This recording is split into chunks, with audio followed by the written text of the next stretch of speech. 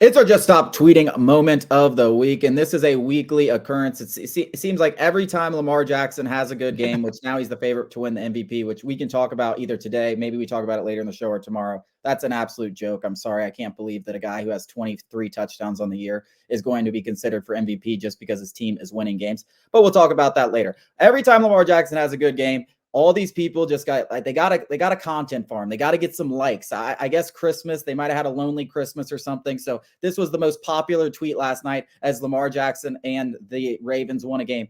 Let's talk. I mean, Brock Purdy threw 4 picks. It's not like Lamar Jackson went out there and had the best performance ever from a quarterback. Again, not part of the point. The point is, everyone wants to say the Falcons didn't come out and offer them an unprecedented, fully guaranteed contract along with 3 first-round picks, and they really had this opportunity to go get Lamar Jackson. Guys, no, they didn't. He was an unattainable quarterback. Now, we talked about this briefly last week. The Falcons probably should have said nothing. I think that was more of an ownership thing. They were clearly colluding probably against Lamar Jackson. I think we can have that conversation. That was more of an ownership thing, which is why everyone came out and said something. Falcons probably should have said nothing. I wish they hadn't said anything.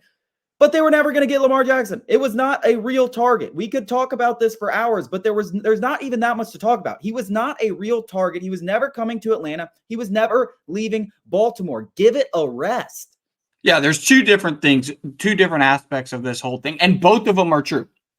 To reiterate Chase's point, basically they placed the non-exclusive franchise tag on Lamar Jackson this past offseason. What that meant is he was able to negotiate free agent deals with other teams, and the Ravens would have an opportunity to match that deal or get 2 first-round picks in exchange for Lamar Jackson. So the only path really for the Falcons to potentially get him is present him with a deal that the Ravens had no business matching. You know, it would be an unprecedented, similar to Deshaun Watson, fully guaranteed deal, which the Falcons obviously balked at, or they would have ended up with Deshaun Watson in the first place.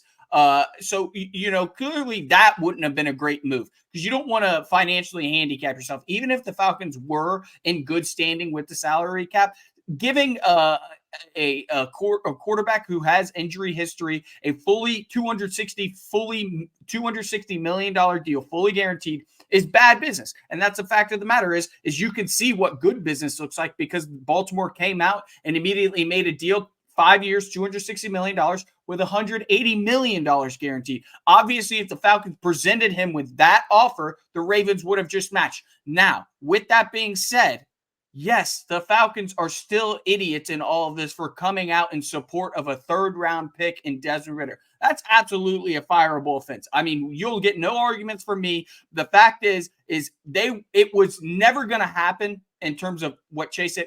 Lamar Jackson was an unattainable target, but even still, you could go out and just be like, yeah, he's a great player. We're going to see our options. For you to come out and immediately be like, no, we've got Desmond Ridder, you look like an idiot. Now they ended up with egg on their face. I mean, there's 2 things can be true. That Lamar Jackson was never leaving Baltimore unless a team came up with a ridiculous deal that nobody would have done. And also, I'm saying, you look like idiots for saying no to Lamar Jackson while putting Desmond Ridder on this pedestal, got benched twice in 2023. Yeah, I mean the Falcons have no problem looking like idiots, and we're the first people to call them out for looking like idiots. And nobody would have liked Lamar. We do this for a living. You know how many more interactions we would have with Lamar Jackson as quarterback. You know how good that is for business. We wanted Lamar Jackson in Atlanta more than anyone. If there was a chance that Lamar, even a chance, like a sliver, a 1% chance that Lamar Jackson was coming to Atlanta, I would be on here crucifying the Falcons for this decision. The problem is I'm not going to do that because that's a lie. That's a lie. That's a facade that people want to make a truth because it gets you people going. The reality of the situation is it was, like we said, unattainable. It was never going to happen. He was never going to leave Baltimore. So I have to defend the Falcons here for that fact. Now, we can attack them for the Desmond Ridder thing because we've done that all season, and that's a joke. But I will defend him on the fact that Lamar Jackson was not an attainable target, and we got to stop tweeting about this. We got to stop doing it. Yeah, and I'll go on the other side, and kind of the argument is why wouldn't you just offer something so it seems like you are trying to get better? Well, the fact is they did do that last offseason. They went after Watson and ended up with egg on their face, and they alienated the quarterback that was in the room. So say they do that again, obviously Desmond Ridder and Matt Ryan are not in the same conversation. Franchise great versus a third round pick backup now. I understand people's sentiment on that. Is at the present time, they thought Desmond Ridder was going to be a franchise guy. So it would have alienated him had they pursued Lamar Jackson publicly. And then let's say they didn't end up with Lamar Jackson. Now Ridder's there being like, oh, yeah, we'll just take you, Desmond Ridder. So there would have been a PR backlash had they gone after Lamar and not gotten him, with Desmond Ridder still in the building. And obviously, hindsight's 2020. It doesn't really matter had they pursued him because Desmond Ridder's a backup anyway. So there's multiple things that could be true in all this. But one thing is reigning supreme, and that is Lamar Jackson was never leaving Baltimore. Yep. Coming up after the break, Albert Breer says most likely Terry Fontenot and Arthur Smith are going to return for at least one more year.